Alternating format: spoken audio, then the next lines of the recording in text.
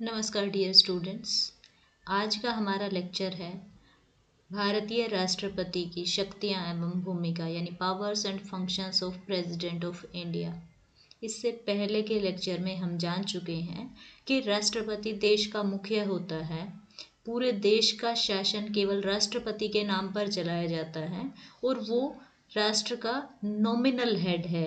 परंतु संविधान ने राष्ट्रपति को बहुत सारी शक्तियां दी हैं। वो बेशक से कार्यपालिका का हेड बनाया गया है, सारी कार्यपालिका शक्तियां उसमें निहित की गई हैं, उसके बावजूद भी उसको बहुत सारी वैधानिक, न्यायिक, वित्तीय और दूसरी जो शक्तियां हैं वो दी गई हैं। तो आज हम इन्हें ही जानेंगे। सबसे पहले आपको बता दूं कि फ़िलहाल जो इंडिया के प्रेसिडेंट हैं वो श्री रामनाथ कोविंद जी हैं और इनसे पहले जो प्रेसिडेंट थे वो श्री प्रणब मुखर्जी थे।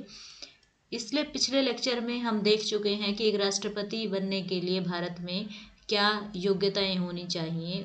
उसका इलेक्शन जो है वो इलेक्टोरल कॉलेज के द्वारा किया जाता है, जिसमें आपके निर्वाचित एमपी एमएलए शामिल होते हैं। फिर हमने देखा उसका टर्म ऑफ ऑफिस जो है वो 5 इयर्स के लिए होता है, लेकिन उसे महाअभियोग के द्वारा 5 साल से पहले भी हटाया जा सकता है।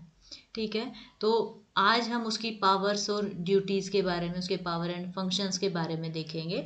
और हम जानते हैं आर्टिकल 52 कहता है there shall be a president of India who shall have invested with all the executive powers in him. Bharat में एक राष्ट्रपति होगा जिसमें समस्त कार्यपालिका शक्तियां निहित होंगी। तो यहाँ बात की गई है कार्यपालिका शक्तियां निहित होने की, लेकिन आप देख रहे होंगे कि इसमें हमने legislative powers, emergency power, diplomatic power, judicial power, military powers और बहुत सारी पावर्स जो हैं वो लिखी हैं। अब यहाँ पे आपके मन में कुछ सवाल आ रहे होंगे कि लेजिस्लेटिव पावर्स एग्जीक्यूटिव हेड को क्यों दी गई हैं। तो यहाँ पे आपको ध्यान देना चाहिए कि हमारे देश में presidential form of government, parliamentary form of government को अपनाया गया है। और पार्लियामेंट्री फॉर्म ऑफ गवर्नमेंट में जो कार्यपालिका है, जो एग्जीक्यूटिव है, वो किसका पार्ट होती है? लेजिस्लेचर का पार्ट होती है। और क्योंकि इन दोनों में काफ़ी समीपता होती है, काफ़ी घनिष्ठ संबंध होते हैं, इसलिए इनकी शक्तियाँ भी हैं वो एक दूसरे को कुछ कुछ दी गई हैं। जैसे जो आपकी विधायिका है वो कार्यपालिका पे नियंत्रण रखती है, इसी प्रकार जो आपकी कार्यपालिका है वो कुछ विधायी कार्यों में पार्टिसिपेट करती है। तो आज हम पर्टिकुलरली प्रेसिडेंट के बारे में पढ़ेंगे। आइए सबसे पहले शुरुआत करते हैं कि जो प्रेसिडेंट है उसको कौन कौन सी लेजिस्लेटिव पावर्स या विधायी पावर्स जो हैं वो दी गई हैं।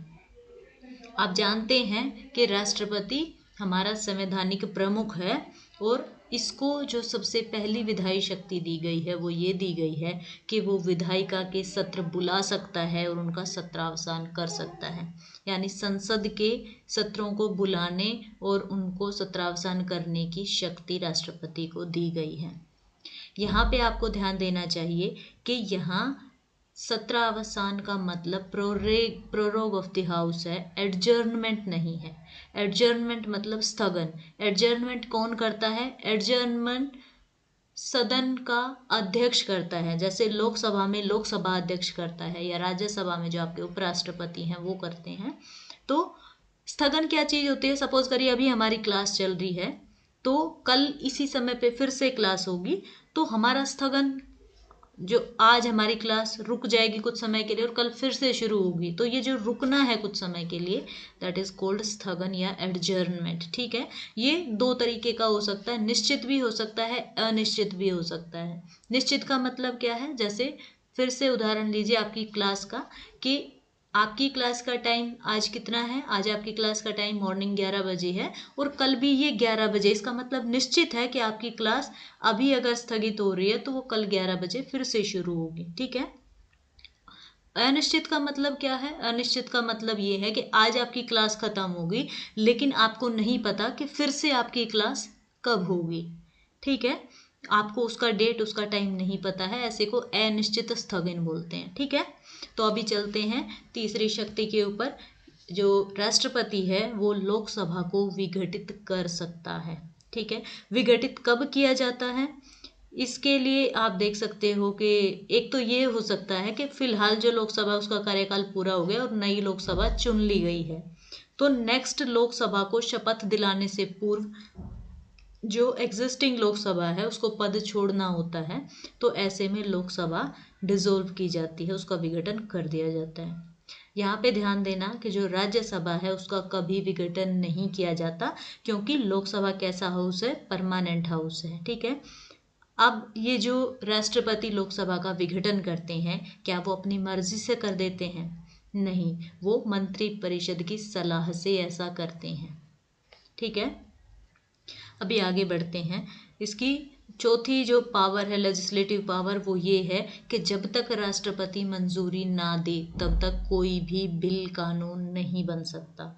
इसका मतलब बहुत सारे ऐसे बिल हैं जो इवन टेबलिंग के लिए यानी सदन के समक्ष रखे जाने के लिए उसको राष्ट्रपति की अनुमति की ज़रूरत होती है। जैसे आपने मनी बिल का नाम सुना होगा, या किसी स्टेट के एरिया में या नाम में अगर चेंज करना है, तो ऐसे जो बिल हैं या कुछ बिल जो इंटर स्टेट ट्रेड को प्रभावित करते हैं, तो या कुछ ऐसे बिल हैं जो राज्यों की टैक्सेशन पावर को कम करते हैं, तो इस तरीके के कुछ बिल हैं जिन बिल को संसद में केवल तभी शुरू किया जा सकता है जब राष्ट्रपति उसकी अनुमति दे दे, यानी राष्ट्रपति की परमिशन जो है वो मायने रखती है विधायिका के लिए, ठीक है। इसके अलावा बहुत सारी ऐसी रिपोर्ट्स होती हैं जो राष्ट्रपति खुद सदन के सामने रखवाता है। जैसे आपने सुना होगा कि जो कैग की रिपोर्ट है, comptroller and auditor general of India, या यूपीएससी की रिपोर्ट है, या जो फाइनेंस मिनिस्ट्री की रिपोर्ट है, या आप बोल सकते हो सॉरी फाइनेंस कमीशन की रिपोर्ट है, जो एससी आयोग है, एसटी आयोग है, ओबीसी आयोग है, विमेन कमीशन है ना, एनएचआरसी है। तो इन सब की जितनी भी रिपोर्टें होती हैं वो रिपोर्टें राष्ट्रपति की परमिशन से सदन पटल पर रखी जाती हैं। इसके अलावा राष्ट्रपति नॉमिनेट करते हैं विधायिका के कुछ सदस्यों को। किन सदस्यों को? लोकसभा की बात करूं तो लोकसभा में 2 सदस्यों को प्रेसिडेंट नॉमिनेट करते हैं। ये कौन है? 2 एंग्लो इंडियन। अच्छा, यहाँ पे आपको ध्यान देना है कि सोचिए, क्या अब नई सरकार ने किसी एंग्लो इंडियन को नॉमिनेट किया है? नहीं किया है, और आगे उम्मीद भी नहीं है। आप इस चीज़ को याद रखिएगा कि गवर्नमेंट ने अब एक संशोधन किया है, और उस संशोधन के तहत लोकसभा में जो 2 एंग्लो इंडियन नियुक्त किए जाते थे राष्ट्रपति के द्वारा, अभी फर्दर नहीं किए जाएंगे, ठीक है। अभी आगे बढ़ते हैं, राज्यसभा की बात करते हैं। राज्यसभा में भी राष्ट्रपति 12 सदस्यों को नॉमिनेट कर सकते हैं, नाम निर्देशित कर सकते हैं, और इसके लिए 4 आधार पर ये नियुक्तियां की जा सकती हैं। वो 4 आधार क्या क्या हैं आपको पता है। ये है लिटरेचर, आर्ट, सोशल सर्विस और साइंस। इन 4 फील्ड में जिन सदस्यों ने नाम कमाया है या देश का कल्याण किया है, उन लोगों को नॉमिनेट किया जा सकता है राज्यसभा में। संख्या कितनी? 12। आगे बढ़ते हैं। इसके अलावा जो राष्ट्रपति है उसको ये शक्ति प्राप्त है कि वो जब भी सदन का, जब नई लोकसभा चुन के आएगी या हर साल के शुरुआत में, वो दोनों सदनों की एक संयुक्त बैठक बुलाता है और उसमें अपनी स्पीच देता है, ठीक है। यानी यहाँ पे ध्यान दीजिएगा कि ये असेंबलिंग टुगेदर होता है, यानी दोनों सदन इकट्ठे बैठते हैं और राष्ट्रपति के भाषण के लिए।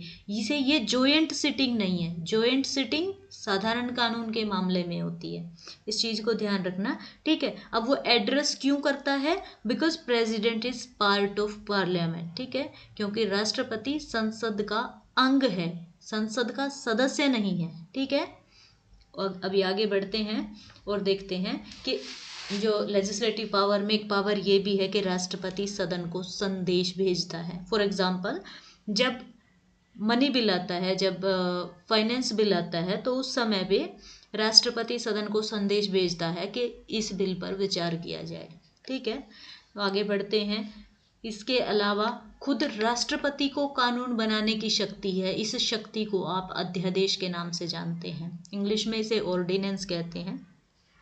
इसका मतलब क्या है कि जब ऐसा समय हो कि आपकी जो संसद है वो सत्र में ना हो, यानी संसद काम ना कर रही हो। अब ऐसा समय कौन सा होता है? आप जानते हैं कि आपकी संसद जो है वो दो काम करती है, एक वो कानून बनाती है और दूसरा वो अपने वो जो एमपी हैं जिस क्षेत्र से चुन के आए हैं वो उन क्षेत्रों का दौरा करते हैं ये जानने के लिए कि वहाँ किस प्रकार के कानून की रिक्वायरमेंट है। अब सपोज करिए कि वो जिस समय बैठ के कानून बनाते हैं वो समय खत्म हुआ और अभी वो अपनी कॉन्स्टिट्यूएंसीज का दौरा कर रहे हैं, तो ऐसे समय में क्योंकि हर एक एमपी अपने अलग अलग एरिया में है और वो इकट्ठे बैठ के कोई कानून बनाने की स्थिति में नहीं है, और अगर इस समय देश में किसी कानून की अर्जेंट ज़रूरत हो तो ऐसे में कानून कौन बनाएगा? ऐसे में कानून बनाने की शक्ति केवल एक व्यक्ति के पास है, जिसे आप राष्ट्रपति कहते हैं, और उसकी इस शक्ति का नाम है अध्यादेश या ऑर्डिनेंस। यानी राष्ट्रपति एक आदेश निकालता है कि ये कानून या ये प्रोविजंस जो हैं वो आज से लागू माने जाएंगे, और वो लागू हो जाते हैं बिल्कुल उसी तरह जिस प्रकार से संसद का पारित किया हुआ कोई कानून। लेकिन इसमें और कानून में अंतर क्या है कि ऑर्डिनेंस केवल एक सीमित समय के लिए रहता है, केवल उस समय तक के लिए रहता है जब तक कि जो संसद है उसका सत्र शुरू हो, और वो सत्र शुरू होने के 6 वीक के अंदर अंदर इसे रेटिफाई ना कर दे। अगर वो इसे रेटिफाई नहीं करती है तो ऑर्डिनेंस अपने आप खत्म हो जाता है। ठीक है, अभी आगे बढ़ते हैं। इसके अलावा राष्ट्रपति के पास एक और खास विधायी शक्ति होती है, और ये शक्ति क्या है? वीटो की शक्ति। ठीक है, यानी वो जो लोकसभा और राज्यसभा जो भी बिल पास करके भेजती है उनके ऊपर वीटो का प्रयोग कर सकता है। वीटो का मतलब क्या है? वीटो का मतलब है अनुमति रोक लेना, अनुमति ना देना। हमने बताया था ना ऊपर कि कोई बिल तब तक कानून नहीं बनता जब तक कि राष्ट्रपति उस पर हस्ताक्षर ना कर दे। अगर वो अपनी अनुमति नहीं देता तो उस शब्द को क्या बोलेंगे? वीटो। लेकिन याद रखना कि ये जो वीटो शब्द है ये हमारे संविधान में कहीं भी इस्तेमाल नहीं किया गया है। ठीक है, अनुच्छेद 111 कहता है कि after passing of bill from both houses of parliament ascent of president will required. यानी जब संसद के दोनों सदन किसी बिल को पास कर देंगे तो उस बिल पर राष्ट्रपति की सहमति जरूरी होगी, तभी वो बिल कानून बनेगा। तो इसी ये जो बिल है उस पर अपनी सहमति दे या ना दे, अगर वो सहमति नहीं देता तो इसी को वीटो बोला जाता है।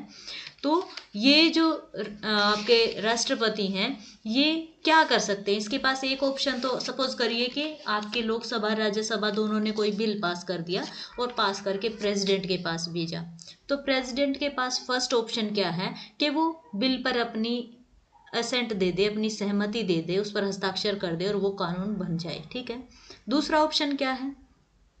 दूसरा ऑप्शन ये है कि वो अपनी सहमति ना दे, हस्ताक्षर ना करे और मना भी ना करे कि हस्ताक्षर नहीं करूंगा। ठीक है, तो ऐसे में जब वो अपने असेंट को विद होल्ड करता है तो ऐसी वीटो को आप पॉकेट वीटो के नाम से जानते हैं, यानी उसने अपने पॉकेट में रख लिया, ना उसने साइन किया ना उसने मना किया। ठीक है, तीसरा ऑप्शन क्या हो सकता है? तीसरा ऑप्शन हो सकता है कि वो सदन को वापस लौटा दे, यानी वो सदन को बोले कि अभी मैं हस्ताक्षर नहीं करूंगा, इसमें कुछ कमियां हैं, आप एक बार इसको फिर से देखिए, और अगर फिर से हाउस उसके पास उसको पास करके भेजता है तो राष्ट्रपति को हस्ताक्षर करने पड़ते हैं। अगर वो बिल को दोबारा से भेजता है तो ऐसे इस वीटो को आप सस्पेंशन वीटो बोलते हो। ठीक है, यानी क्या किया उसने? कुछ देर के लिए उस चीज को रोक दिया, स्थगित कर दिया, उसको सस्पेंड कर दिया, इसलिए इसको सस्पेंशन वीटो बोलते हैं। इसके अलावा एक और वीटो हो सकता है, यानी सपोज करिए कि राष्ट्रपति के पास कोई बिल पास होके आया साइन होने के लिए और राष्ट्रपति ने आउटराइटली मना कर दिया, बिल्कुल साफ तौर से मना कर दिया कि मैं इस पे साइन नहीं करूंगा, तो ऐसे वीटो को आप क्या बोलते हो? एब्सोल्यूट वीटो या निरंकुश वीटो बोलते हो। ठीक है, तो ये जो निरंकुश वीटो है इसके अब एक और सवाल होना चाहिए आपके मन में कि क्या कोई ऐसा मामला भी है जिसपे राष्ट्रपति कभी वीटो का प्रयोग नहीं कर पाता? तो यहाँ पे आपको पता चलना चाहिए कि जो राष्ट्रपति है वो कॉन्स्टिट्यूशनल अमेंडमेंट एक्ट पर कभी भी वीटो नहीं कर सकता है। जब भी संविधान संशोधन विधेयक पास होकर राष्ट्रपति के पास आएगा तो उसे उस पर साइन करना ही पड़ेगा। दूसरी बात, जब भी कोई वित्त विधेयक पास होकर आता है, फाइनेंशियल बिल पास होकर आता है, तो उस पे भी राष्ट्रपति वीटो का प्रयोग नहीं करेगा। क्यों नहीं करेगा? क्योंकि फाइनेंशियल बिल सदन में राष्ट्रपति की पूर्व अनुमति के बाद ही रखा गया था। जिसको वो पहले ही अनुमति दे चुका है उसको बाद में अनुमति देने से मना नहीं करेगा। ठीक है, आई होप आपको समझ आ गया होगा। तो यहाँ पे एक और सवाल उठता, अपने आप से पूछेगा कि जब राष्ट्रपति किसी बिल को विद होल्ड करता है, मतलब उसको रोक के रख लेता है, उस पर वीटो का प्रयोग करता है, तो ये सच में वीटो है या ये चेक एंड बैलेंस है? ये वीटो है या ये राष्ट्रपति के विवेकाधिकार की शक्ति है? क्या मंत्रिपरिषद जो है, ऐसा बोला जाता है कि राष्ट्रपति जो काम करता है वो प्रधानमंत्री और मंत्रिपरिषद की सलाह से करता है, तो क्या मंत्रिपरिषद अपने ही विधेयक पर राष्ट्रपति को वीटो की सलाह देगी? अगर नहीं देगी तो राष्ट्रपति किसकी सलाह से वीटो पे काम करता है? और अगर वो खुद अपनी मर्जी से वीटो का प्रयोग करता है तो क्या राष्ट्रपति संवैधानिक प्रधान है या वो रियल प्रधान है? यानी राष्ट्रपति जो है वो कभी कभी रियल पावर्स का भी यूज कर लेता है, वो सिर्फ पपेट नहीं है।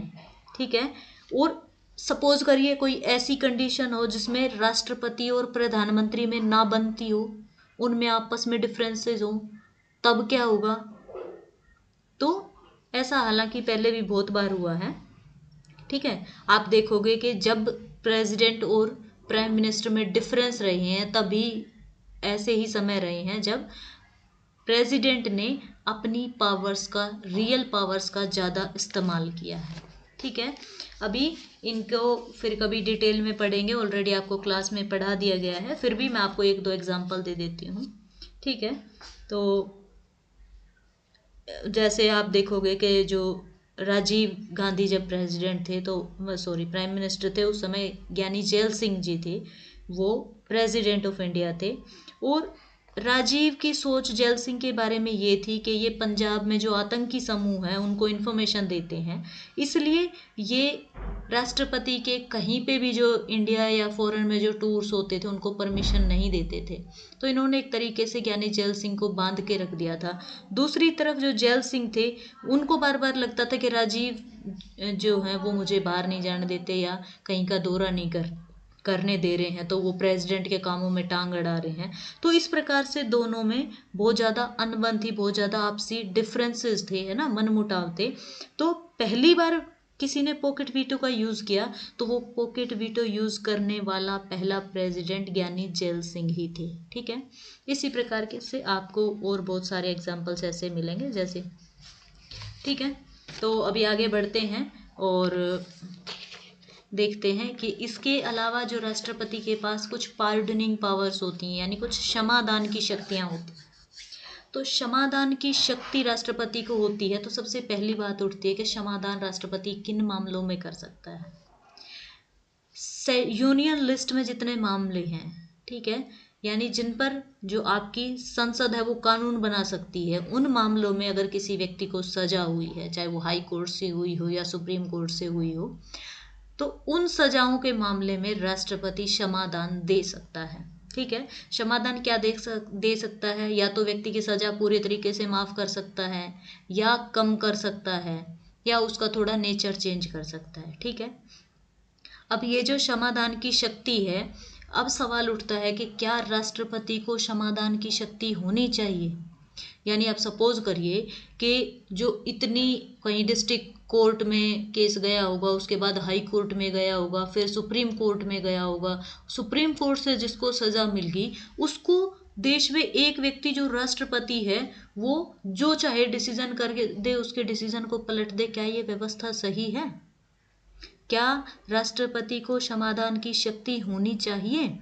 तो यहाँ पे इसके दो तीन आधार दिए गए हैं कि होनी चाहिए, और इसके पीछे सबसे पहला आधार नैतिक आधार ही है, यानी मॉरल ग्राउंड पे ये कहा जाता है कि जो पार्डन है वो हाईएस्ट क्वालिटी है ह्यूमन बीइंग की, और आप जानते हैं कि अगर आप एक आंख के बदले आंख का कानून चलाएंगे, हाथ के बदले हाथ का कानून चलाएंगे, जो पूरा विश्व है वही अंधा हो जाएगा, वही बेकार हो जाएगा। ठीक है, तो इसलिए कहीं ना कहीं जाके आपको क्षमा करना पड़ता है। तो कुछ मामलों में क्षमादान की शक्ति होना ज़रूरी है और ये शक्ति राष्ट्रपति को देना गलत नहीं है। दूसरा, इसका कॉन्स्टिट्यूशनल आधार दिया जाता है, यानी हमने राष्ट्रपति को ये शक्ति दी है क्योंकि हम जानते हैं कि जो गलती है, आप बोलते हो ना कि जो मनुष्य है वो गलतियों का पुतला है, तो मनुष्य में एरर हो सकती है। और मनुष्य जो न्यायपालिका में बैठे हैं वो भी तो मनुष्य ही हैं, हो सकता है उनसे गलती हो जाए। अगर उन्होंने गलती कर दी तो उसको कौन सुधारे? उसको सुधारने के लिए राष्ट्रपति को ये शक्तियां दी गई हैं, यानी एक तरीके से ये चेक एंड बैलेंस का काम करते हैं। और तीसरा आधार ये दिया जाता है कि फिलहाल हम जिस युग में रह रहे हैं वो युग ह्यूमन राइट का दौर है। ठीक है, ह्यूमन राइट का मतलब क्या होता है? यानी ह्यूमन राइट मानने वाले क्या बोलते हैं कि मनुष्य को कुछ अधिकार होने चाहिए। क्यों? क्योंकि मनुष्य विवेकशील है, मनुष्य को सुधरने का मौका मिलना चाहिए। मनुष्य में खामियां नहीं है, खामियां हैं व्यवस्था में, यानी परिस्थितियां मनुष्य को विवश करती हैं गलतियां करने के लिए, अपराध करने के लिए। कोई व्यक्ति स्वभाव से अपराधी नहीं होता, और क्योंकि वो स्वभाव से अपराधी नहीं है इसलिए उसमें सुधार की संभावनाएं हमेशा बनी रहती हैं। और क्योंकि सुधार की संभावनाएं हमेशा हैं इसलिए क्षमा का विकल्प हमेशा खुला रखा जाना चाहिए। ठीक है, इसलिए कई बार आपसे जब पूछते हैं कि क्या डेथ पेनल्टी होनी चाहिए, तो कई बार हम भावनाओं में आकर बोल देते हैं कि होनी चाहिए। लेकिन आप ध्यान रखिए कि दंड चाहे कितना भी कठोर दिया जाए, क्या उसके बावजूद अपराध रुकता है? नहीं। तो इसलिए दंड का कठोर होना जरूरी नहीं है, दंड का सुनिश्चित होना जरूरी है। यानी अगर अपराध किया है तो दंड मिलेगा, 100% ये श्योर करना जरूरी है, कठोर दंड देना जरूरी नहीं है। ठीक है, अभी आगे बढ़ते हैं। यहाँ तक आपने प्रेसिडेंट की दो पावर्स को देख लिया है, विधायी शक्तियाँ और उसकी न्यायिक शक्तियाँ या क्षमादान की शक्तियाँ। अभी इनकी एग्जीक्यूटिव पावर्स देखते हैं। आप जानते हैं कि जो राष्ट्रपति है वो कार्यपालिका का संवैधानिक प्रमुख है, यानी सारी कार्यपालिका शक्तियाँ केवल और केवल राष्ट्रपति में निहित की गई हैं, उसमें निहित है। इसीलिए राष्ट्रपति जितने भी आपके मिनिस्टर्स हैं, यानी प्राइम मिनिस्टर और काउंसिल ऑफ मिनिस्टर, इन सब की अपॉइंटमेंट कौन करेंगे? प्रेसिडेंट ऑफ इंडिया करते हैं। इसके अलावा जो जजेस हैं सुप्रीम कोर्ट के और हाई कोर्ट के, उनकी अपॉइंटमेंट करते हैं। जजेस की अपॉइंटमेंट के अलावा जो अटॉर्नी जनरल हैं या CAG, controller and auditor general of India है, इनकी नियुक्ति भी राष्ट्रपति करते हैं। और इन सब में भी पार्डनिंग पावर हम ऑलरेडी पढ़ चुके हैं। एग्जीक्यूटिव पावर में आपको पता है कि ये ना केवल जो आपकी रियल एग्जीक्यूटिव है यानी प्राइम मिनिस्टर और काउंसिल ऑफ मिनिस्टर को अपॉइंट करते हैं, बल्कि उनमें जो विभागों का बंटवारा भी करते हैं। हालांकि प्राइम मिनिस्टर की शक्तियों में हम देखते हैं कि प्राइम मिनिस्टर विभागों का बंटवारा करते हैं, लेकिन वो खुद नहीं करते, वो विभागों की लिस्ट बना के प्रेसिडेंट के पास भेजते हैं, और प्रेसिडेंट जब उसको अप्रूव करते हैं तभी वो बंटवारा जो है वो लीगल माना जाता है। ठीक है, यहाँ तक आपको समझ आ गया। अभी चलते हैं इमरजेंसी पावर्स के ऊपर। आप जानते हैं कि भारत कितनी विविधताओं वाला देश है, और भारत जब बना, जब आज़ाद हुआ, तो उससे पहले हमारे यहाँ कितनी सारी देशी रियासतें थी। अगर बाहर से हमारे ऊपर कोई आक्रमण होता तो उस समय अलग अलग राज्य रजवाड़े अपनी अपनी अलग अलग तरीके से सुरक्षा करते, जो हमारे देश के लिए सही नहीं रहता। इसलिए हमने जब संविधान बनाया तो पूरे देश को यूनाइटेड किया, सारी रियासतों को मिलाकर एक देश बना दिया, और राष्ट्रपति को हमने कुछ शक्तियां दी, इमरजेंसी की शक्तियां, आपातकालीन शक्तियां। और इन शक्तियों में प्रोविजन किया गया कि जब देश में कुछ ऐसी संकटकालीन परिस्थितियां होंगी तो पूरे राज्यों की और केंद्र की सारी शक्तियां केवल एक व्यक्ति के हाथ में आ जाएंगी, और वो व्यक्ति होगा राष्ट्रपति। आप जानते हैं जब इमरजेंसी होती है तो तुरंत डिसीजन की आवश्यकता होती है, और डिसीजन 10 लोगों के बजाय अगर एक व्यक्ति करे तो वो जल्दी करता है। ठीक है, तो इसलिए इमरजेंसी पावर हमारे यहाँ राष्ट्रपति को दी गई है। और इमरजेंसी पावर्स आपको संविधान के 3 अनुच्छेदों में स्पेशली देखने को मिलती हैं। 3 प्रकार की इमरजेंसी पावर्स राष्ट्रपति के पास हैं। पहली है अनुच्छेद 352 में, जो राष्ट्रीय आपातकाल के समय युद्ध या बाह्य आक्रमण के दौरान की अगर कोई स्थिति हो तो उस समय में दी गई है। ये पूरे देश में एक साथ इमरजेंसी लागू की जा सकती है या भारत के किसी क्षेत्र विशेष में लागू की जा सकती है। ठीक है, हमारे यहाँ आर्टिकल 352 पहले लागू हो चुका है, 1965 में हो चुका है। ठीक है, और इसके अलावा आपने देखा जब इंदिरा गांधी की गवर्नमेंट थी 75 में जो इमरजेंसी थी वो भी आर्टिकल 352 के तहत ही थी। ठीक है, अभी आगे बढ़ते हैं।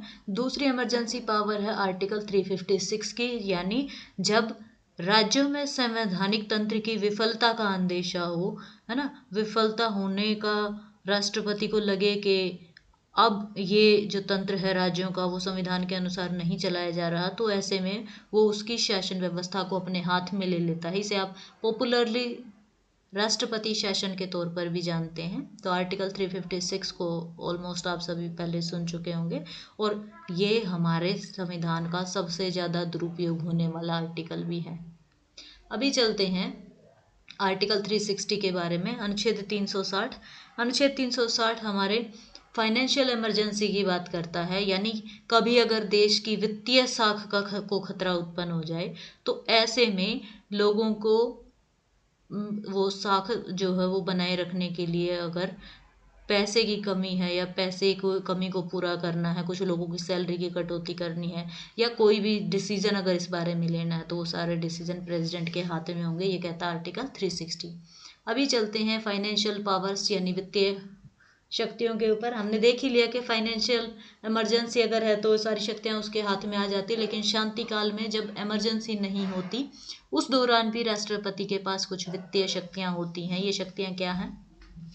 जैसा कि मैंने बताया कि जो मनी बिल है, मनी बिल पार्लियामेंट में तभी इंट्रोड्यूस किया जा सकता है जब राष्ट्रपति उस पर पहले से अनुमति दे दे। ठीक है, और यहाँ पे पार्लियामेंट की बजाय अगर आप लोकसभा लिखेंगे तो वो ज़्यादा सही होगा, क्योंकि मनी बिल केवल और केवल लोकसभा में ही लाया जा सकता है। ठीक है, आगे बढ़ते हैं।